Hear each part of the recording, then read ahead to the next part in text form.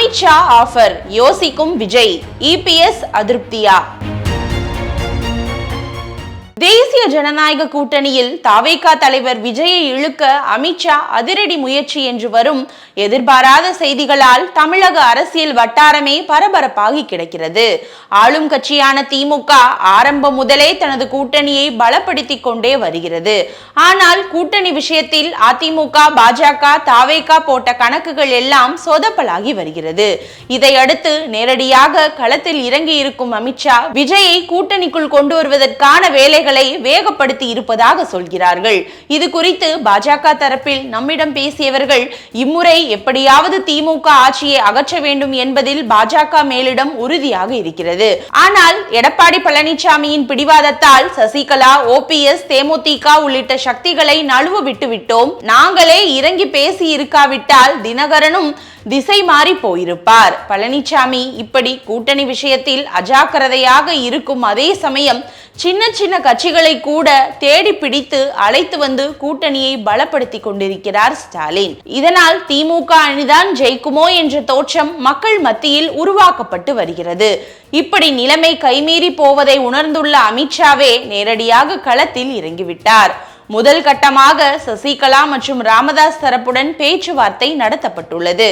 இதற்கு நடுவே தொகுதி பங்கீட்டு பேச்சுவார்த்தையில் பாஜகவுக்கு 55 தொகுதிகளை கொடுங்கள், கூட்டணியில் உள்ள மற்ற கட்சிகளுக்கான இடங்களையும் எங்களிடமே கொடுத்து விடுங்கள், நாங்கள் பிரித்து கொடுக்கிறோம் என பியூஷ் கோயல் கேட்டுள்ளார்.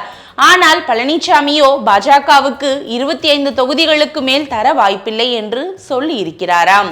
மக்களவை தேர்தல் வாக்கு சதவீதத்தை சொல்லி பியூஷ் கோயல் விடாப்பிடியாக வாதாடவும் பேச்சுவார்த்தையை பாதியிலே முறித்து கொண்டு வெளியேறி இருக்கிறார் பழனிசாமி. இதையெல்லாம் அறிந்த அமித்ஷா உடனடியாக பழனிசாமியை டெல்லிக்கு அழைத்து பேசினார். அவரிடமும் பழனிசாமி பிடி கொடுக்காததால் தற்போது டார்கெட் விஜய் ஆபரேஷனில் இறங்கி இருக்கிறார் அமித்ஷா. அதன்படி விஜயின் நண்பர் விஷ்ணு ரெட்டி, ஆந்திர துணை முதல்வர் பவன் கல்யாண், பியூஷ் கோயல் மூலமாக அமித்ஷா விஜய் தரப்புடன் பேச்சுவார்த்தை நடத்தியுள்ளார். திமுகவை ஆட்சியிலிருந்து அகற்ற வேண்டும் என்பதுதான் நம்முடைய இலக்கு. எனவே நீங்கள் என்டிஏவுக்கு வந்துவிடுங்கள், உங்களுக்கு 50 சீட் துணை முதல்வர் பதவி தருகிறோம், நீங்கள் தனித்து நின்றால் அது திமுகவுக்கு தான் வாய்ப்பாக அமையும் என பாஜக தரப்பில் பேசப்பட்டிருக்கிறது. இதனை தொடர்ந்து நேரடியாகவே விஜயிடம் அமித்ஷா தரப்பு பேசியதாகவும் சொல்கிறார்கள். திமுக தான் தனது மெயின் டார்கெட் என்பதால் விஜயும் இந்த விஷயத்தில் ஊசலாட்டத்தில் இருப்பதாகவே தெரிகிறது. இதனிடையே பாஜகவின் இந்த மூவ்களை எல்லாம் அறிந்த பழனிசாமியோ கூட்டணி ஆட்சி எல்லாம் ஒத்துவராது, விஜய்க்கு 50 சீட், பாஜகவுக்கு 55 சீட் என்றால் நாங்கள் எங்கே போவது என கொந்தளித்ததாக தெரிகிறது. இருப்பினும் பழனிசாமியை சம்மதிக்க வைக்கும் வேலைகள் நடக்கின்றன. ஒருவேளை பழனிசாமி இறுதி வரை சம்மதிக்கவில்லை என்றால் அதிமுகவில் அடுத்த பொதுச் செயலாளரை தேர்வு செய்வதற்கும் அமித்ஷா தயங்க மாட்டார் போலிருக்கிறது.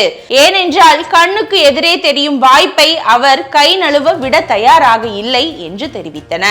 இந்த நிலையில் விஜய்க்கு எதிரான கருத்துக்களை யாரும் பொதுவெளியில் பேச வேண்டாம் என பாஜகவினருக்கு டெல்லி தலைமை உத்தரவு பிறப்பித்திருப்பதாகவும் ஒரு பேச்சு ஓடுகிறது.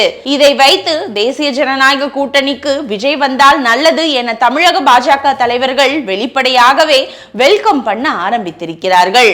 பாஜக தரப்பிலிருந்து இப்படியான செய்திகள் வந்தாலும் கொள்கை எதிரி என்று சொன்ன பிறகு அவர்களோடு நாங்கள் எப்படி கூட்டணி வைக்க முடியும்? இதெல்லாம் திமுக செய்யும் லாபி என்கிறது தாவேகா வட்டாரம். இது குறித்து தமிழக பாஜக தலைமை செய்தி தொடர்பாளர் நாராயணன் திருப்பதியிடம் கேட்டதற்கு, தேசிய ஜனநாயக கூட்டணிக்கு விஜயை கொண்டு வருவதற்கு அமித்ஷா முயற்சிப்பதாக வெளியாகும் செய்திகளில் உண்மையில்லை என்று மட்டும் சொல்லிவிட்டார். வழக்கறிஞர் KS ராதாகிருஷ்ணன் இது குறித்து பேசும்போது, தேசிய ஜனநாயக கூட்டணியில் பல கட்சிகள் இணைந்து பலம் பெறுவது வரவேற்கக்கூடிய ஒன்றுதான். காங்கிரஸ் கூட்டணிக்கு வரும் என விஜய் எதிர்பார்த்தார். ஆனால் அது நடக்கவில்லை. சிதம்பரத்தை வைத்து காங்கிரஸை திமுக வளைத்து போட்டுவிட்டது. விஜயுடன் இனி யார் கூட்டணிக்கு செல்வார் என தெரியவில்லை. இப்படியான சூழலில் விஜயிடம் ஆந்திர துணை முதல்வர் பவன் கல்யாண் பேசியிருப்பதாக ஒரு தகவல். அப்போது தேசிய ஜனநாயக கூட்டணியில் இணைந்தால் நல்லது என ஆலோசனையும் வழங்கியதாக கூறப்படுகிறது. விஜய்க்கு 17 முதல் 20% வாக்குகள் இருந்தாலும் கூட்டணி அமைந்தால்தான் வெற்றி பெற முடியும். எனவே இனி முடிவை விஜய் தான் எடுக்க வேண்டும் என்று அவர் தெரிவித்தார்.